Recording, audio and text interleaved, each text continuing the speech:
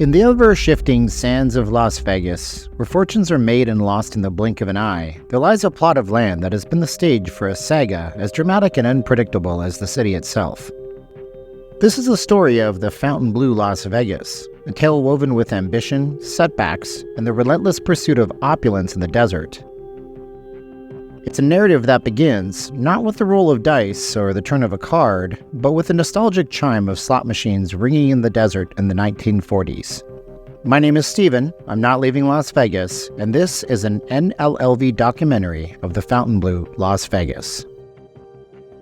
Imagine, if you will, Las Vegas in 1948, the Thunderbird Hotel and Casino, a beacon of entertainment and luxury, where Hollywood stars and hopeful tourists mingle under the glow of lavish chandeliers. The Thunderbird, with its iconic neon sign, became a symbol of the post-war American dream, a dream of endless possibilities and glittering lights. But in Vegas, the only constant is change, and the Thunderbird transformed itself into the Silverbird, and then, in a twist of fate, became the El Rancho. Each iteration brought new stories, new dreams, and new disappointments. Vegas, however, never sits still, and the once bustling North End where the El Rancho sat would soon be surpassed by newer projects, mega resorts like the Bellagio, the New York, and the Luxor south of the Strip. By 1992, this once bustling El Rancho dimmed as competition further on the Strip south continued to ramp up. Its doors shuttered, leaving behind a legacy and a piece of prime real estate that whispered of potential. As the new millennium dawned and Vegas became known as a place where what happens here stays here, the plot of what would become Fountainbleau continued to thicken.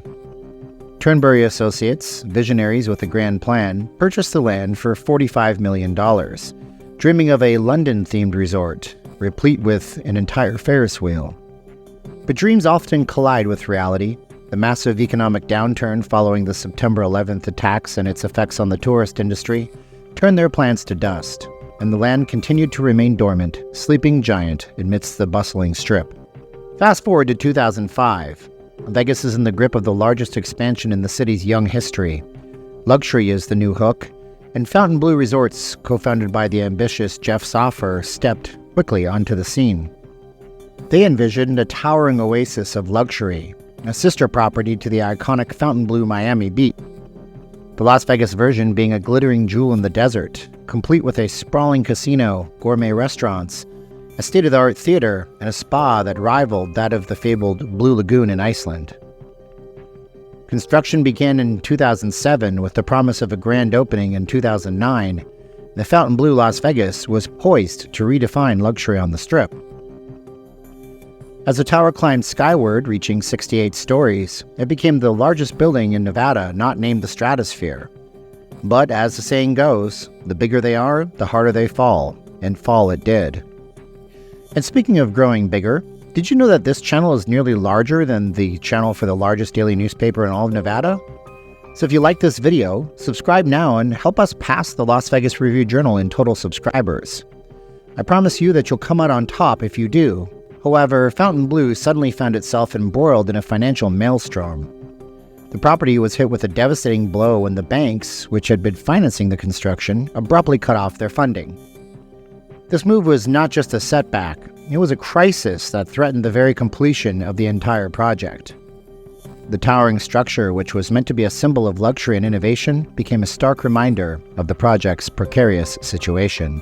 Enter Carl Icahn, the corporate raider with a Midas touch, who scooped up the project in 2010 from bankruptcy.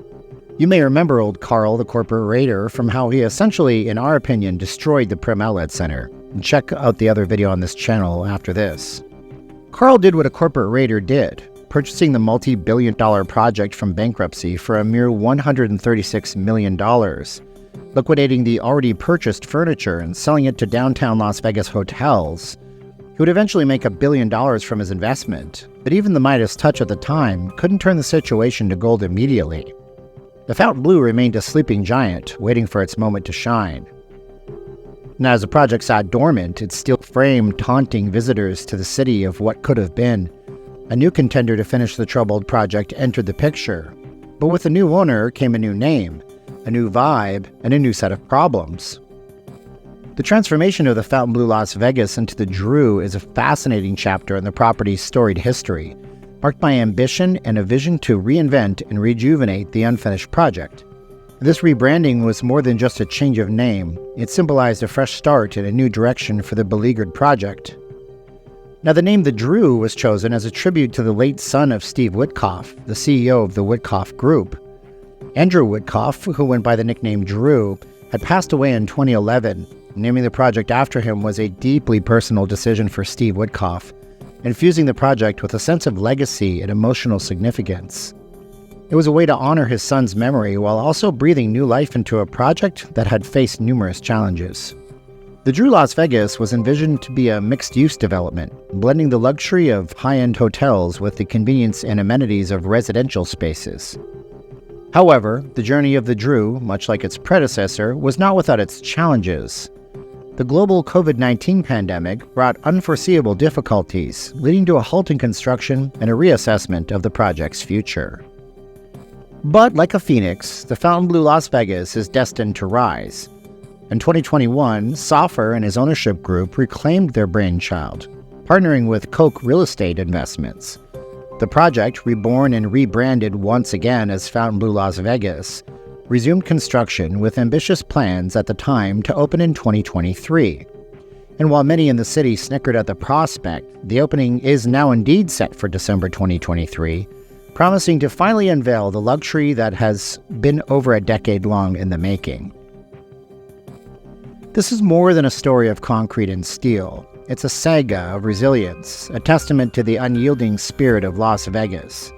The Fountainbleau Las Vegas stands as a symbol of dreams deferred but not denied, a beacon of hope in the ever-changing landscape of the world's most famous desert oasis. The Fountainbleu's journey is a microcosm of Las Vegas itself, a city built on dreams, hit by reality, but always resilient. I thank you for watching. My name is Steven, and I really do love creating these short documentaries for you. If you want to support us, use the link in the description and consider a one-time donation, or join our Patreon to get early videos and inside looks at our life here in town. Because once again, we are not leaving Las Vegas.